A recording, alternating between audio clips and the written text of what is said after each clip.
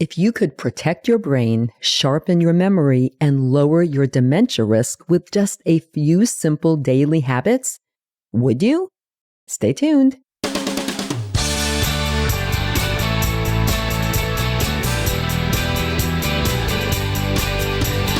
Hi everyone, I'm Barbara, and this is Age Better. Today's episode is part of my Road to 70 series, where each month I talk with a trusted expert about one key area of healthy aging to help me and all of us get ready for the next decade. And this is a very important one. My guest is Dr. Majid Fotuhi, a world-renowned neuroscientist, brain health expert, and author of the new book, The Invincible Brain. He's the founder of NeuroGrow Brain Fitness Program. He spent decades helping people better understand and protect their cognitive health, and he's one of the clearest, most trusted voices on what we can actually do to lower our risk of cognitive decline and dementia. If you've ever worried about memory loss, I think we all have, or brain fog, or Alzheimer's, or dementia, especially if it runs in your family, you absolutely want to listen to this conversation. Dr. Fotuhi brings a hopeful, practical, science-backed approach to brain health. We talk about what really drives cognitive decline, what the newest biomarker tests can and cannot tell us, and the daily habits that can make a huge difference when it comes to protecting your brain. And I have a special giveaway tied to this episode. Yay! If you send me an email at agebetterpodcast@gmail.com, leave a comment or send me a private message on Instagram sharing your number one biggest concern about your brain as you get older, you'll be automatically entered to win a copy of The Invincible Brain. As always, I'll have links in the show notes to learn more about my guest, Dr. Fotuhi, his new book, his work, and other resources we mentioned in this episode. And be sure to check out my Age Better Cheat Sheet newsletter on Substack, where I share trusted information, practical takeaways, and simple tools to help you age better, one step at a time. Okay, everyone, get ready to age better.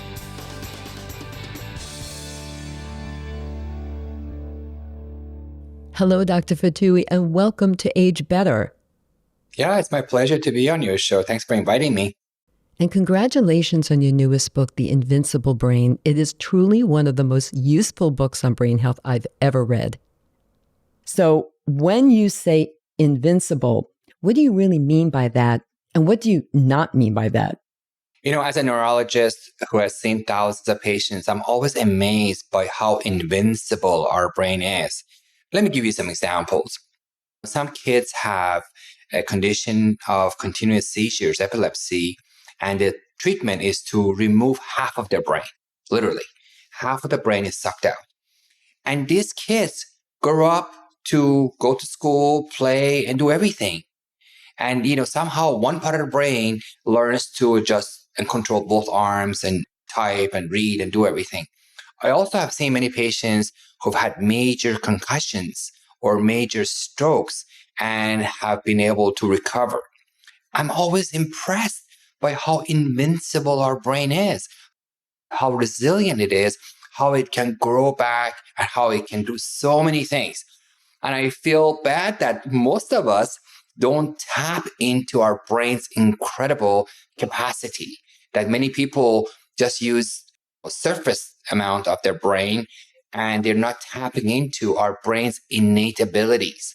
That's what I like my readers to appreciate, of how much more their brain can do for them, and they need to tap into this sitting treasure that's there instead of just watching it and just think, oh, I'm getting old, And this is how it is. I know that's so true. And in fact, what is the biggest misconception among women in midlife?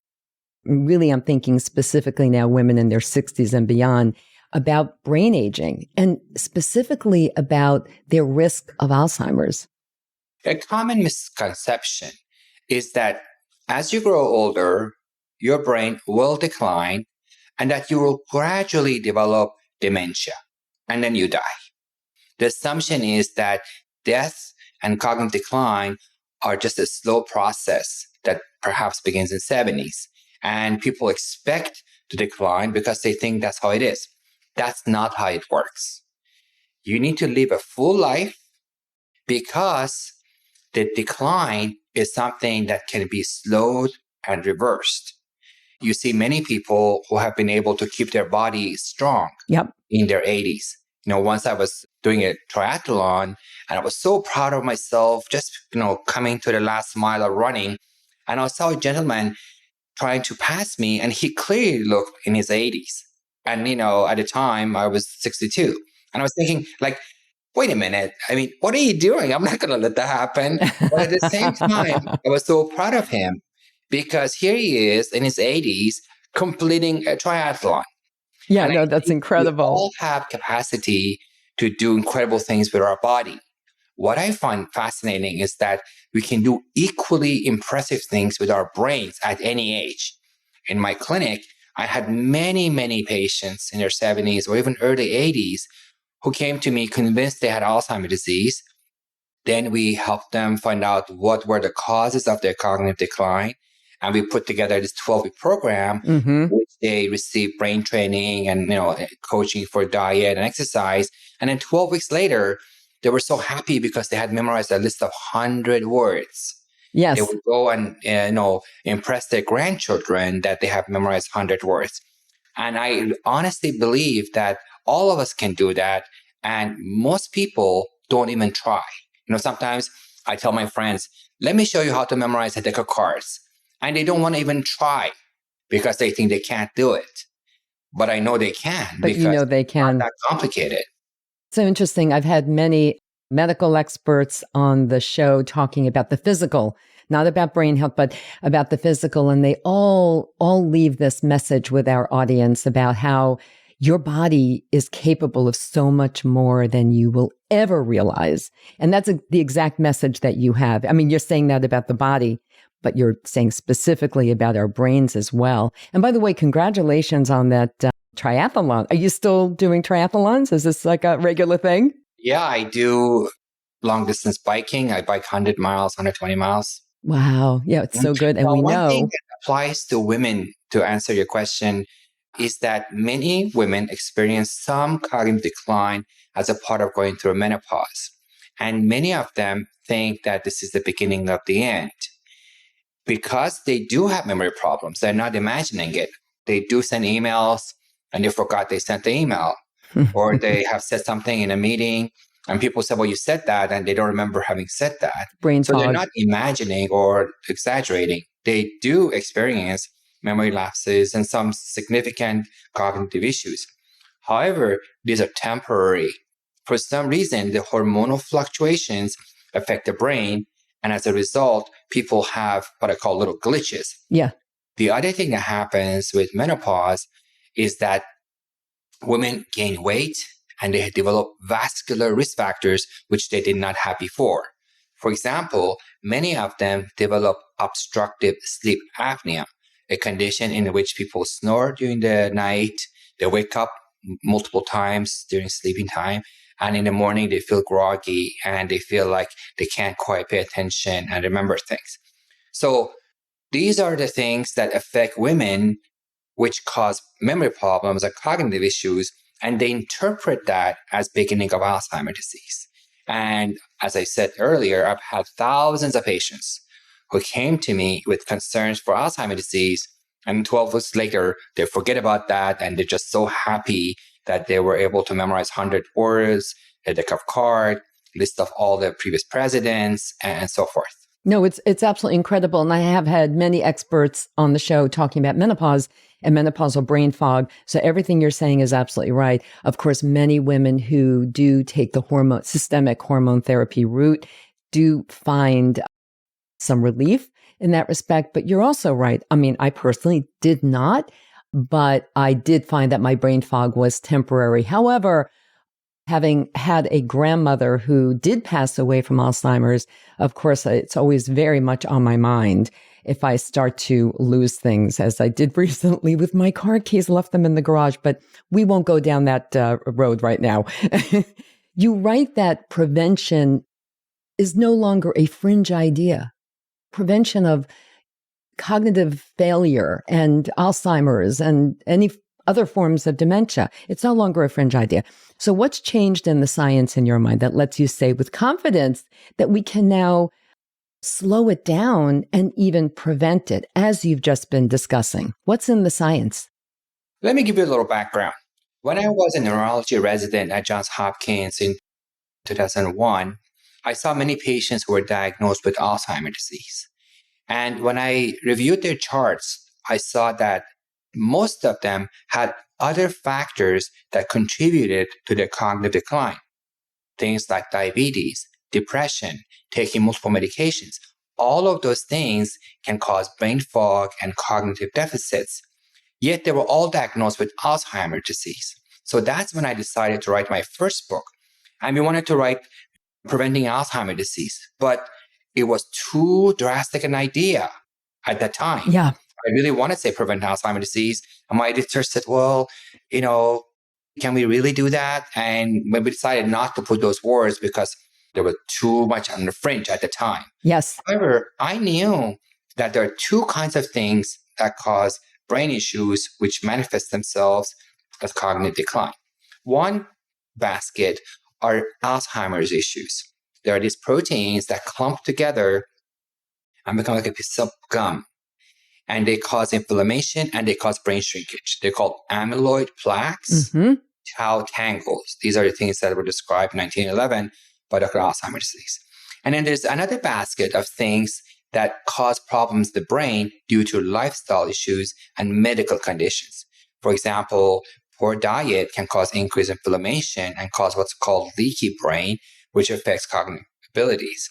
Or, for example, if somebody has stress and anxiety, those can shrink the part of the brain for memory significantly and contribute to cognitive decline. Again, many things, concussions, diabetes, obesity, so many things can cause brain problems.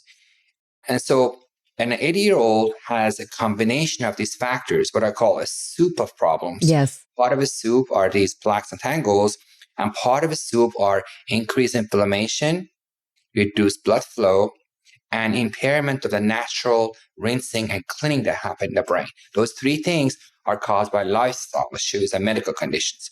So an 82-year-old who has lost ability to function independently, who repeats herself and gets confused in conversation, has these super problems in her brain. But these other factors are reversible. So for example, if you fix someone's sleep apnea, they perk up by 10%. Yeah. If you help them with their diet, they perk up at 5%. If they reduce the stress and do things like meditation and slow breathing patterns, they perk up 5%. If they get brain training, get skills for remembering things better, they perk up another 5%. So all of this combined, they can improve by 40-50%, which is noticeable. Yeah. And this is what has not been happening in our healthcare system. This is what our doctors don't know about. And this is what I feel passionate about to educate my colleagues and the general public, that these treatable baskets of things need to be addressed. Right. And these are your pillars that are part of your program, which we're going to get to. Yeah. These days, when somebody goes with cognitive decline, and they have amyloid in their brain, they get diagnosed with Alzheimer's disease, and these treatable things are neglected.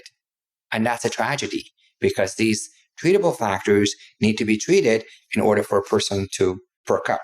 So in other words, you're saying that even someone, as you just pointed out, in their 80s can reverse and certainly slow down a lot of this, but it's probably better to start a little earlier, as it is with almost everything, including working out your body. I mean, we would prefer to see people moving more and so on and so forth earlier in life, but it really is never too late. And that's always an ongoing message that I have for my audience. So your book, which really is just wonderful, and I particularly love the story about Carol, really who made quite the comeback, I must say, going from wheelchair and really her sister being very upset about her assuming she had Alzheimer's. So there's some really great personal stories in there. But your book redefines intelligence way beyond IQ, which is kind of how we view intelligence. So how do women 60 plus they often underestimate their what we call the multiple intelligences, like emotional or intuitive smarts. And how does recognizing them in themselves help kickstart brain health? So first of all, stories like Carol were the initiation for me to really pursue this and make my program available for more and more people. And we were so busy with patients coming from all over the country to see me for this. And I loved seeing my older patients become like a kid again. Yeah. They were so excited after they realized they didn't have Alzheimer's disease and they got better. And she was even walking. Mm-hmm. And that kind of things were just so gratifying for me, touching people's lives. And, people saying, Dr. Fotuhi, you saved my life. Dr. Fotuhi, this is the best thing I ever did.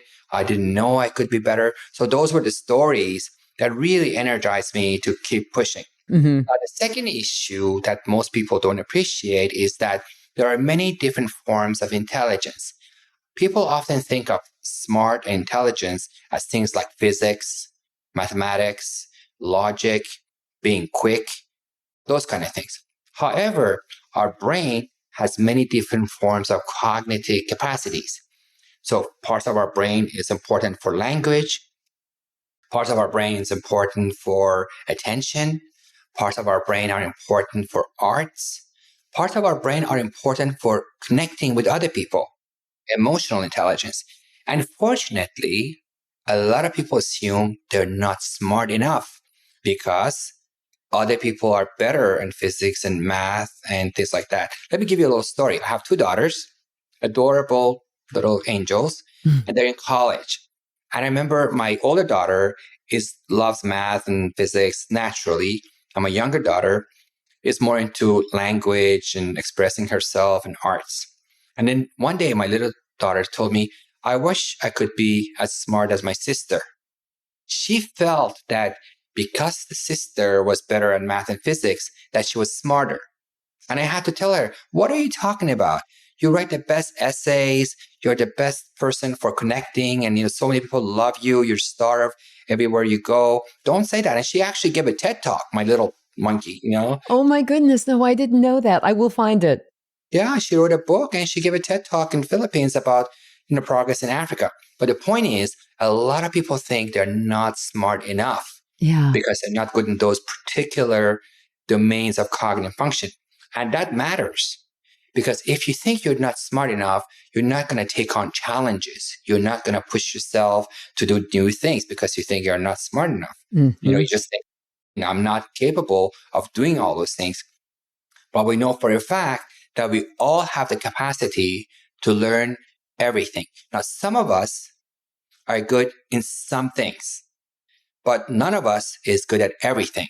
So you shouldn't envy your neighbor, your sister, your coworkers for having better memory or being good at math or being good at problem solving. You have your own innate talents as well, and they probably envy you for the things that you could do. So don't underestimate your cognitive capacities. Be proud of all the things you can do. In fact, in my book, I have a list of 30 intelligences, and people can score themselves from 1 to 10. And I think when you do that, you realize, hey, I'm good at cooking. Cooking is not easy. No. Or I'm good at giving public presentations. I'm good at motivating people. Like one thing I feel I'm good at is that I can talk with an audience and get them all excited to start doing things. Yes, for sure. And in fact, I really loved your TED Talk and, some other talks you've given. And everyone listening, I will be putting links to those in the show notes. So definitely check them out after you listen to this podcast. Yes, you're very good at that. You're very motivating. And which is one of the reasons I wanted you on the show, because I got so excited about everything that you're talking about. And I truly believe in it. So I'm very excited about it. I want your audience to really cherish all the different cognitive capacities they already have. Never be hesitant to try to learn something new. Don't ever say, I'm too old for that. I think midlife is a new childhood. It's the opportunity to learn new things. Many of us don't have as hectic a schedule as we used to. So this is the time to enjoy life, to learn new things, learn new hobbies, go to new places, and really enjoy this stage of life. Yeah, thank you for really motivating everyone to do that. For someone kind of scared because perhaps a close relative, a parent or so, maybe had dementia or Alzheimer's, and, what would you want them to know first? I mean, now you're really talking directly to me. I mentioned before that my grandmother, my maternal grandmother, had passed away from Alzheimer's. So I always thought, oh, well, and I have not tested myself, by the way. And I actually would like to know about that, your view of that, of course. But I wonder, of course, is my risk greater than someone who did not have a grandparent who died of Alzheimer's? And my mother actually ended up kind of spiraling down cognitively after she fell and broke her hip and was truly immobilized for almost 3 years until she passed away. So this is a great concern to me personally. So what do you say to us before we start to spiral in our fear? I think that the late onset Alzheimer's disease, the kind of cognitive decline that happens to people in their 80s and 90s, has a very small hereditary, very small genetic risk factor if your mother or grandmother developed Alzheimer's disease late in life. It's a different story if you have parents who develop Alzheimer's disease in their 50s or early 60s. That has a stronger genetic component. But 95% of people who develop cognitive decline, they do so late in life, and that increases the risk by 2%. Now, let me put things in perspective for you. For someone who is in her 70s, the risk of developing cognitive decline and Alzheimer's disease is 2 to 3% on average. Now, if somebody has a mother or grandmother, the risk is 2% more. But if somebody has high blood pressure, stress, poor sleep, and other risk factors, their risk is 16 times higher. So their 2% is 32%. In other words, having a mother or grandmother who develop cognitive decline in their 80s is equivalent of stressing too much or having poor sleep by itself. So I see this all the time, people telling me, oh, my mother has it, my grandfather had it, and I worry about it. And I think they're worrying unnecessarily. Instead of the time they're worrying, they should learn something new, they should go for a walk, they should do things to grow their brain capacity and ensure that they stay sharp in their 70s and 80s. Yeah. I love that answer. I did read that in the book, and but I wanted to make sure my audience heard that too, because I think so many of us have relatives or know people who are close to us who have had Alzheimer's, and of course, it makes us very nervous. And really, truly, brain health and our risk of developing dementia or some form of it is a huge focal point for people in my age group. So thank you for addressing that. We did touch on what you call your soup of abnormalities. That's what you call it, kind of like these comorbidities in a way. It's like not one simple disease. So in plain English, what you really did start to do, how does it change everything about treatment and prevention, understanding this soup of abnormalities, as you call it? If you understand that there are, let's say, 6 factors that contribute to your cognitive decline, and 4 of them are preventable and treatable, you must start working on them in your 40s and 50s, before you get to your 70s and 80s. And if you do so, you really can postpone the age at which you will develop Alzheimer's disease. I always tell people, I want to get Alzheimer's disease after I die. Because if you postpone things, if you take care of all these treatable factors, you push back the age at which you will develop cognitive decline. The mistake that people make is this. They say, I have a grandmother with Alzheimer's disease. I can't do this. So they don't challenge their brain. And because they don't challenge their brain, they do develop more cognitive decline because your brain is like a muscle. Use it or lose it. If you don't use your brain, it declines. So they decline further, which then confirms to them that they really are falling apart. Mm-hmm. So they do less. And the less they do, the more the brain shrinks. So it becomes a self-fulfilling prophecy. And what people need to do is to say, okay, there are so many things I can do to take care of my brain. And if I don't take care of these things myself, it's on me. You can't blame your grandmother for what has happened to you. The same applies to your body. If you don't take care of your body, and you go to your 60s and 70s, you will decline. If you think that in your 70s, you can't run, you can't do a triathlon, you can't go to a gym and enjoy, a dancing class, then you will decline. Whereas if you say, no, I'm going to take a dance class, I'm going to try doing things, you will get better. Let me give you a little story. A friend of mine said there were 3 of them who were playing pickleball and the 4th person didn't show up. And they were in their 50s and 60s. And then there was an older woman sitting there who seemed to be like late 70s. They said, well, we don't have anybody. We don't really want her, but we don't have a choice. So she was 79. They asked her if she could play. And she started playing. And, they were better than her, but she managed.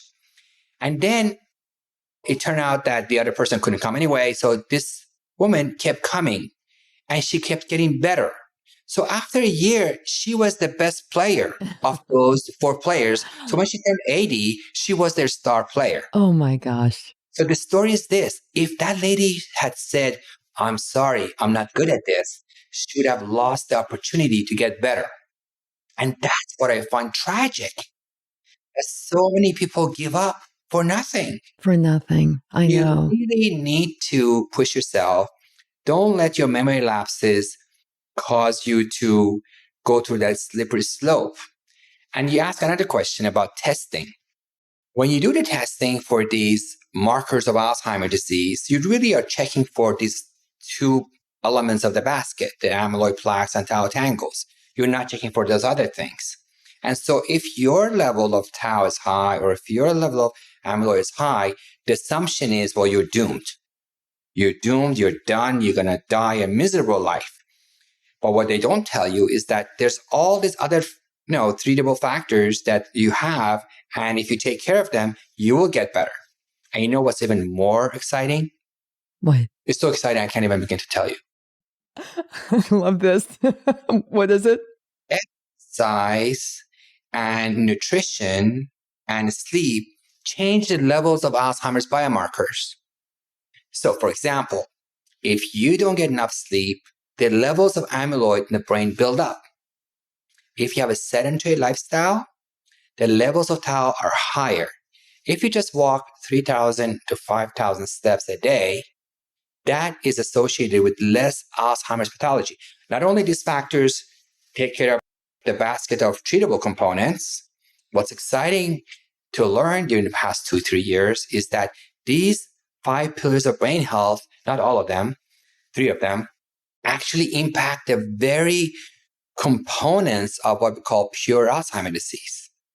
And that's what's exciting. So if you check tau and amyloid and levels are high, unless you know that they could be modulated with lifestyle changes, you assume that this is it, I'm going to die, and you're just going to wait for you to get worse and worse and worse.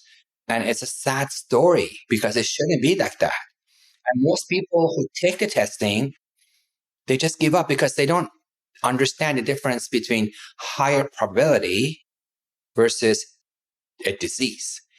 It's a big difference because if you, for example, have a sedentary lifestyle, or if you have something, the probability goes up and down. So your 2% is 3%, your 3% is 8%, your 8% is 7%, and so forth.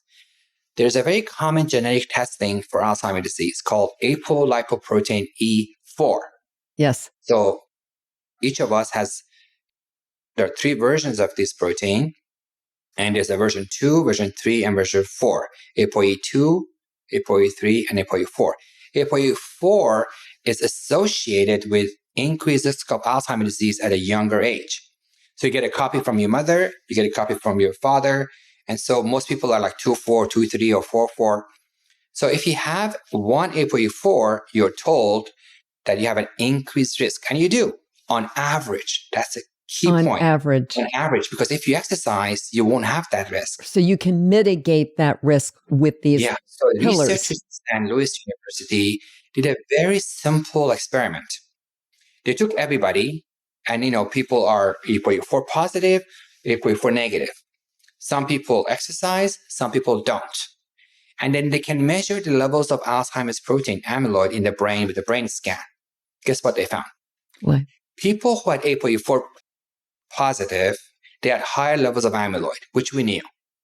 But what they found is that people who had ApoE4 positive but were physically active had a low level of amyloid similar to the people who are ApoE4 negative. In other words, exercise negates the effects of ApoE4. Now, most people don't know that, and they get today testing, and they're told that they have ApoE4 positive, and let's say they have a grandmother with Alzheimer's disease, they give up. They give up, and that's unfortunate because they could have a wonderful 20, 30 years ahead of them, and instead they're just waiting for the decline. They're just waiting because there's no magical drug. There's no magic bullet that will reverse that.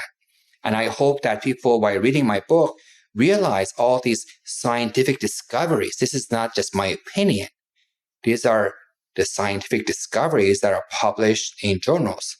Yeah. So your goal really is to not only get people, layman people like myself and my audience to read your book and understand this, but also people in the medical community, of course, who may not be aware. I can't tell you how many medical experts I've had on the show over the last 4 years who have told me things that my audience had never heard before, new information, and that they came out and said that part of my mission is to also make sure I educate my peers so they know. I mean, quite a few. I'm thinking of right now, Dr. Kevin Tracy, who focuses on the vagus nerve. I don't know if you know him or, have read his work. I mean, he's quite famous.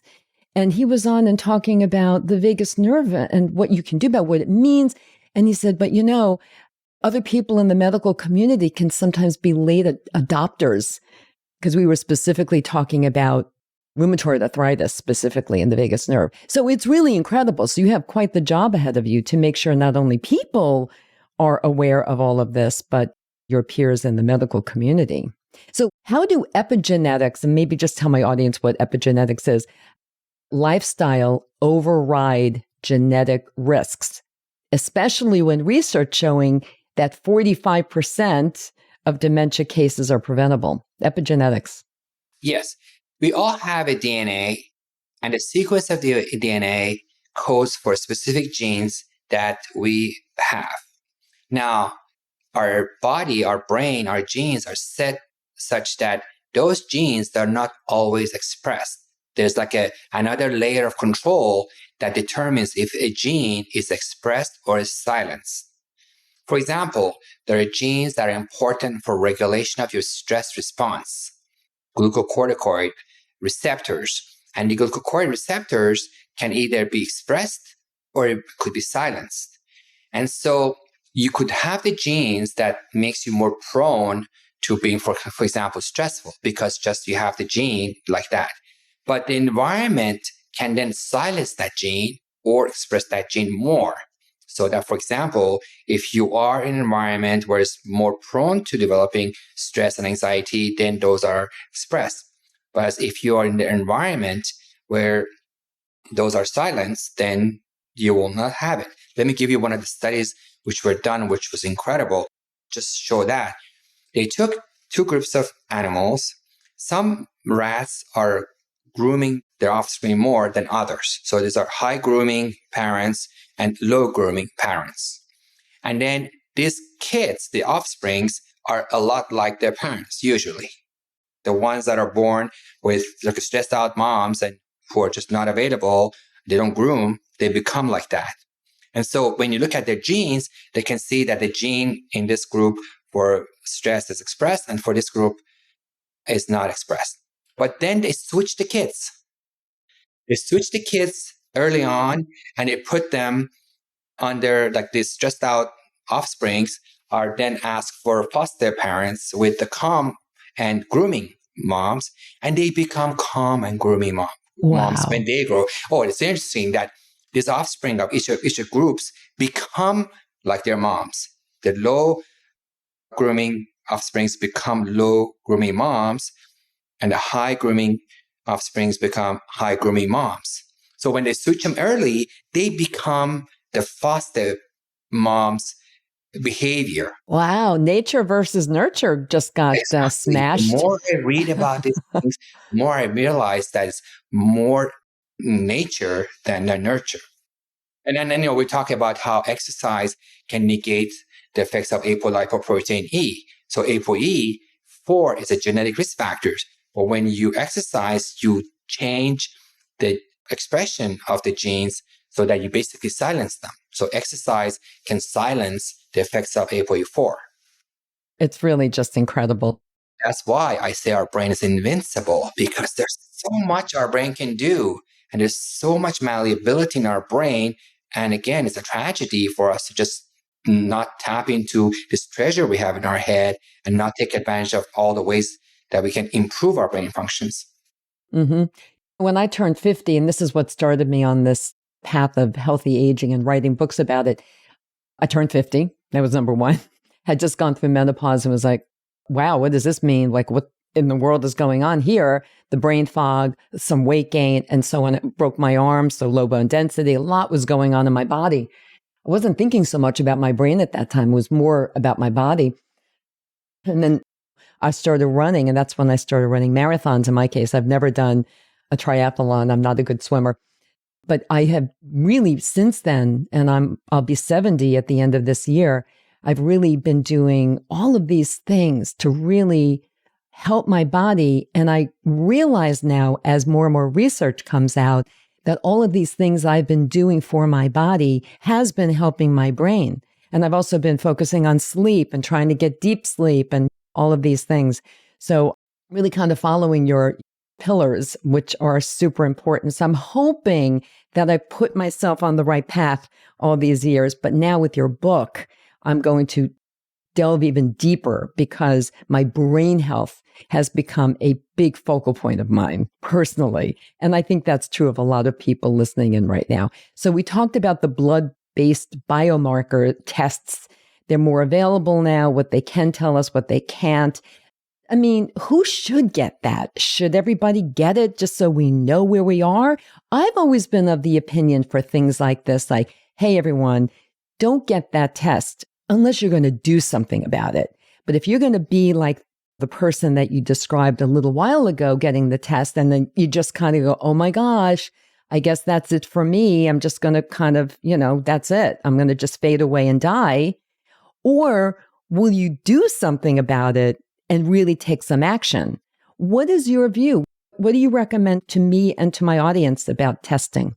The American Academy of Neurology and the Alzheimer Association recommends that only people who have significant cognitive deficit obtain these tests. Mm-hmm. Because in a setting of something is wrong, then you try to look for what's going wrong and then try to do something about it. Mm-hmm. As of now, we don't have a standard protocol on what to do with people who test positive for these biomarkers.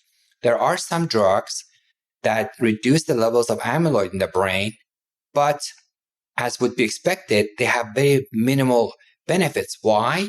Because they're only affecting one component of the soup. So even eliminating all the amyloid from your brain does not make patients better. It only slows the rate of cognitive decline by a little bit. So these medications are not going to be a cure. And therefore, if you have a test that's positive, you're left feeling anxious. And, of course, you can read my book and be more proactive, but most people don't know these things. They just become frustrated. Yeah, the majority will just kind of be frustrated and deeply upset. Yeah, what to do if you're healthy and you just worry and you want to know? Well, there are two groups of people. There are people like me who would say, listen, I want to have a healthy brain. Whether or not my test is positive, I'm going to do the same things anyway. And then you have people like my wife who would say, I want to know everything. And then she would be more in favor of doing the test. The problem is these tests are incomplete. See, if you test positive for HIV, you have HIV. There's no two things about it. You have HIV.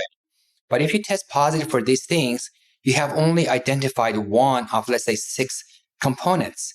You also may have a lot of good genes that we have never heard of. See, we haven't discovered all the genes. And there are people who have these genes who never develop Alzheimer's disease. Let me give you one more example quickly. There was a patient of mine named Jean Carper, who used to be a CNN reporter, and she has written a book. She has written many books, and she tested positive for ApoE4.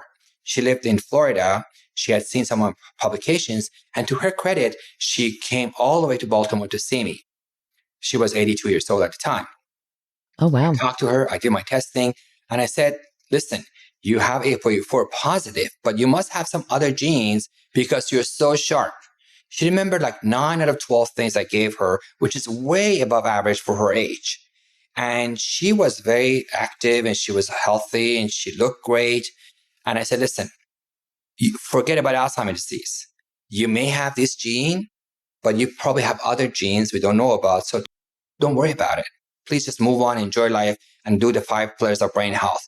And she actually went on to make a documentary about her experience of seeing different people. The documentary is called Monster in the Mind, talking about Alzheimer's pathology. And she's now 93 years old. I just called her recently, and she's doing great. She has an art exhibit. She's busy as ever, and she's delightful as ever. She has ApoE4, but she has never developed significant cognitive decline. Doesn't have the symptoms. This is an incredible story. And everyone, I'll have a link to that because I want to watch that documentary. I'll make sure I put a link to the documentary in the show notes as well. On YouTube, yeah. Mm-hmm. Yeah. Oh, wow. That's an incredible story. So really, your bottom line, I think, if I got that correctly, with testing is that no real need for most of us to get tested, but there is a need for us to take action and do your program to mitigate any potential or current risks, correct? Absolutely. There are simple things you could do to take care of your teeth. There are simple things you could do to take care of your heart, things you could do to take care of your skin. Now you have to be mindful of bones, things we can go on. Now the thing is this, most things that are good for your skin are good for the brain. If you speak with a dermatologist about how to keep your healthy, beautiful, and shiny like yours, is to exercise, sleep well, watch your diet, and have low stress. Now, brain training obviously doesn't affect skin, but 4 of the 5 pillars of brain health apply to skin health. And, sometimes I talk to these men who are too preoccupied with sex, but not so much with their brain health.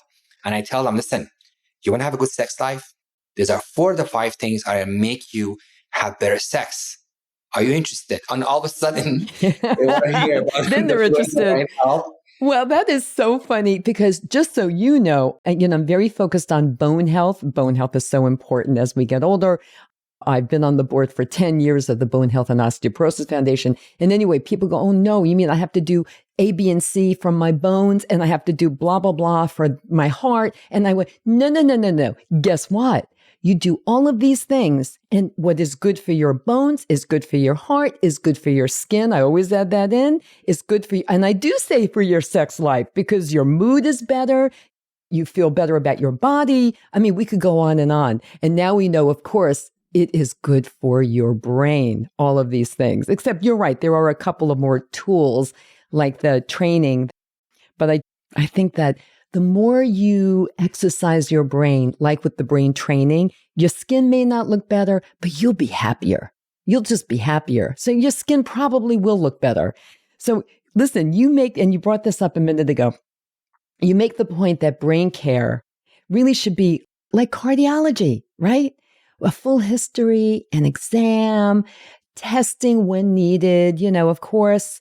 So what should a proper brain health workup look like, especially for women in their 60s and beyond, 50s, 60s, midlife? Yeah. The first thing to do is to establish what are the issues. Sometimes a person has difficulty with memory. Sometimes a person has difficulty with processing speed. Sometimes a person has problems with problem solving. So first you have to define what is the issue that you want to address. Then you need to look at your medical history. In my book, I have a list of 40 questions because every organ can affect the brain. If your lungs are not healthy, your brain is not going to be healthy. If your heart is not good, your brain is not good. And there are many things that apply to the bones and skin that also apply to your brain. So, for example, vitamin D deficiency is something that applies to the skin and to the brain. So that 40 questions helps to identify what are the things that need to be addressed. And then you need some blood tests for things like vitamin D, vitamin B12, thyroid, iron, anemia. So it's a routine blood test, cholesterol. These blood tests are going to identify anything that can be done to improve brain health. Then you need to answer a series of questionnaires to see how your sleep is, because sleep is such an important factor. You just can't ask someone, how's your sleep? They're like questionnaires such as Pittsburgh Insomnia Scale that really helps you identify how good you sleep and how poor your sleep is. And if you want to be very thorough, then you need to have cognitive evaluation.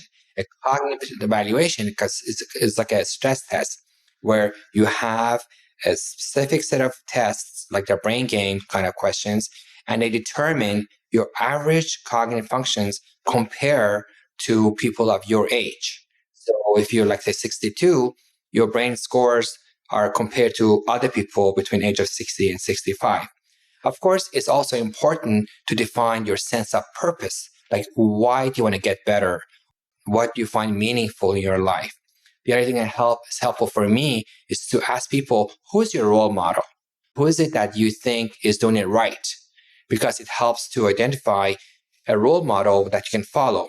Finally, I ask people, compared to how you were 10 years ago, what percentage of your usual self are you these days? Are you 10% of your usual self compared to 10 years ago, 20%, 30%, or 50%?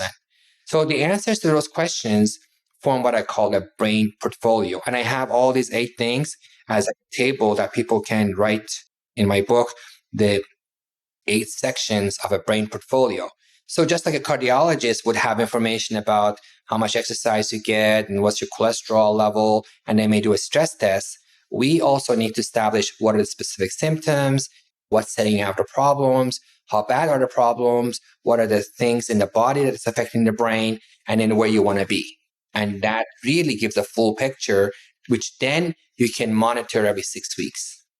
I love that. I love that so much. I mean, this is part of your 12-week, very famous program. And I'm so happy you decided to put it all into one comprehensive book so all of us can benefit from it. So a 12-week brain fitness program from NeuroGrow. And you grew patients' hippocampi. If I pronounce hippocampi correctly, did I? Yeah, The plural of hippocampus? Hippocampus is one word. We usually say hippocampi. Hippocampi. Okay, thank you for that. 2 to 3%. That's impressive. About 3 years younger. And so what actually led to this multi-pronged approach over single fixes like the diet or the word games, the brain training. I mean, it's very comprehensive, very holistic, as you put it. And also, part 2 of that, what surprised you the most in women? Because you talk about this in your book with MCI, which is mild cognitive impairment, or even postmenopausal fog. Yes, I think there is increased risk of Alzheimer's disease in women compared to men. So many women assume that they were going to develop Alzheimer's disease because they have heard in the news that they're higher probability. And they make a mistake of thinking that higher probability means that you will get it. And sometimes I tell patients, listen, you can have one lottery ticket or you can buy 2 lottery tickets. If you buy 2 lottery tickets, you have doubled your chance. But are you going to get the lottery ticket? And so increase in probability does not mean that you will get the disease. I think that's the most important thing. And then, early on when I saw so many patients, many of them were women, improve so much, I realized that you need to have a comprehensive approach. If you do one little thing, a person may develop 5%. But that 5% is not going to be enough to make a difference in a person's daily life. But if you do 4 or 5 or 6 things, each of which improve brain functions by 5 to 10%, then you will see that night difference, which is what happened in my program. Patients who came to see me were thrilled. They were not just saying, oh, I think I'm better. Actually, to be fair, only 2 or 3% of the time, I would see somebody after the program. And after the program, I just loved it. The post-program interviews were my favorite because people would just come and they would go on and on and on and on about how much better they are. But only 2 or 3% of the time, a person would say, "Oh, I'm not sure." And you know what the interesting thing is that we had done objective cognitive testing. We knew, for example, that the memory was like 7 percentile compared to people their age. Their processing speed was 20 percentile compared to people their age. And we had done cognitive testing at the end of the program, and they all showed significant improvement. What had happened was that they had gradually gotten better and they've gotten used to this new baseline. So to them, it wasn't a big difference because it had happened week by week by week. And they didn't realize that 12 weeks earlier, your memory was at 7 percentile and now it's 62 percentile. And these are objective testing. And when I showed the results, they said, "Oh, you're right. You're right." Oh, that's so wonderful. And what about the women or really anyone who had the MCI? People who do have MCI, is the risk greater automatically? Yeah, so the patients that I took care of in my program initially were patients who had MCI, mild cognitive impairment, which is stage between normal and Alzheimer's disease. These were people who have repeat themselves 5 or 10 times in the same day, asking the same question. So they were not like your 55-year-old who forgets her keys. These were people who really were repeating themselves and they were not within normal limit anymore. They were still driving and going shopping, but the cognitive functions were not optimal. So that was the patient population I worked with, and that's the patient population that 84% show significant improvements. Now, I want to be fair. There are a small percentage of people who do everything right and still get Alzheimer's disease. There are, and I have seen them. But they're such a small minority. There really are a small minority of people who have done exercising and they've done brain training and they've eaten well and they're engaged in social activities. And unfortunately, they still develop Alzheimer's disease. They still become forgetful. They can't recognize family members. But they're such a small group, 2% at most. There were like so few, I would remember them like vividly, like that was one person. Like I had one patient who was a gentleman who was a lawyer who was like, had done everything right. His job was to always thinking and doing things, and he was fit. He was from Boston. Unfortunately, he was forgetful, and he came to my program and he really couldn't drive. His wife would drop him off, pick him up. And so they're so far in between, few in between. Yes. And that's sad. It's sad, of course, but it's good that it's truly the minority.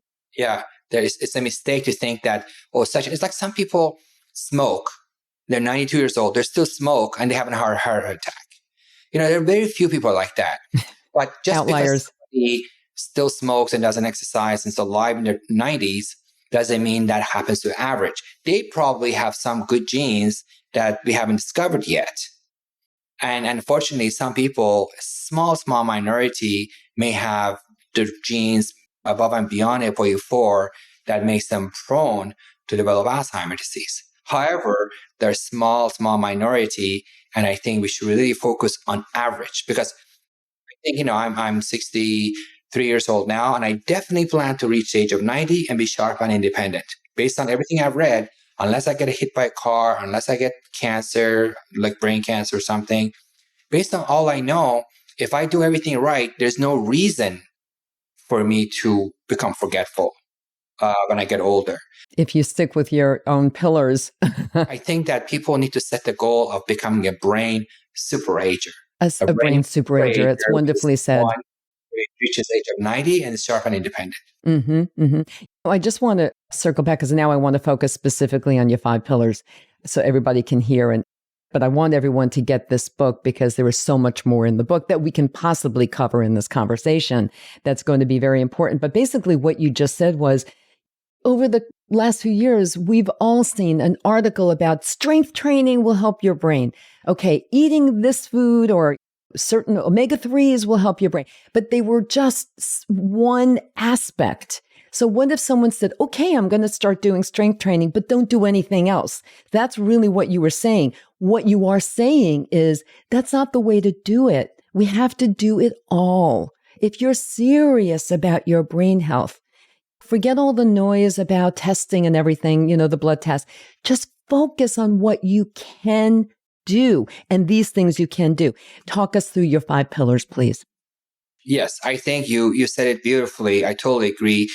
There are a lot of news every day. Every day. One day is coffee is good for you. One day is coffee is bad for you. One day is this exercise, aerobic is good. One day is strength training is good. And so what I've done in my book, as an expert in the field with more than 30 years of experience, I have put the things that are major factors, and then I talk about things that are minor factors. So the 5 major factors are the 5 pillars of brain health. Exercise is sleeping 7 to 8 hours a night. No junk food, trying to eat a Mediterranean food. Reduce stress as much as possible and do brain training. These things literally affect the size of the hippocampus. The hippocampus is the size of your thumb. You have one on the right, one on the left. Each of these 5 pillars of brain health have been shown through hundreds of studies to affect the size of hippocampus. Now, whether you drink 1 cup of coffee or 2 cups of coffee, whether you drink tea or coffee, those are like 0.1% difference. They really don't move the needle that much. So if you want to have a healthy brain, focus on these 5 pillars of brain health, and the other things are minor, like do cold bath. You don't need to do dramatic things. You need to focus on the 5 pillars of brain health, 4 of which are good for all your other organs anyway. Right. As we were saying before, your skin and everything else. And you can have a better sex life as well. This was an incredible conversation. I have so many more questions to ask you. I hope that you will come back. But before I let you go, before we wind down, what are your top 3 takeaways that you really want to make sure everybody remembers from this conversation today? I want to add in my one. Get the book, everyone. Link in the show notes. Check it out. Okay, what are yours? I think the first thing you need to do is you need to change your view about aging. Don't look at aging as a sad decline. Look at aging as a beautiful stage of life where you have the time, the money, the means to enjoy life. Second thing is don't stress over little things. Leave the stress for major problems. Traffic, who said what when are not things that you need to dwell too much on. And then move your body. Exercise is the single most important pillar of brain health. And if you're busy and you can't do anything else, walk 3,000 to 5,000 steps a day, or ideally exercise 3 hours a week. So that really helps a lot for multiple organs, especially for your brain. Yeah. Thank you so, so, so much. Best of luck with this amazing book, The Invincible Brain. Everyone get a copy. And Dr. Fotuhi, I hope you will be back. My pleasure. Thanks again for inviting me. I enjoyed talking to you, Barbara. Thank you, everyone, for tuning in. See you next week.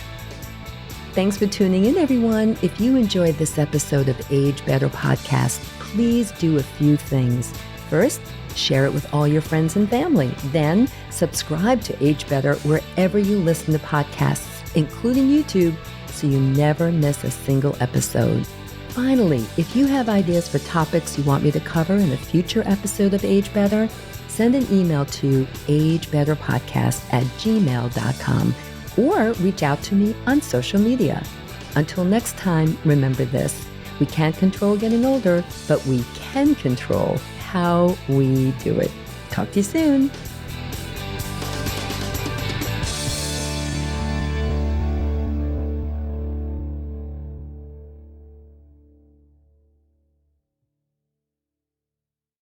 Age Better Podcast is a proud member of the Sound Advice Network. Sound Advice, women's voices amplified.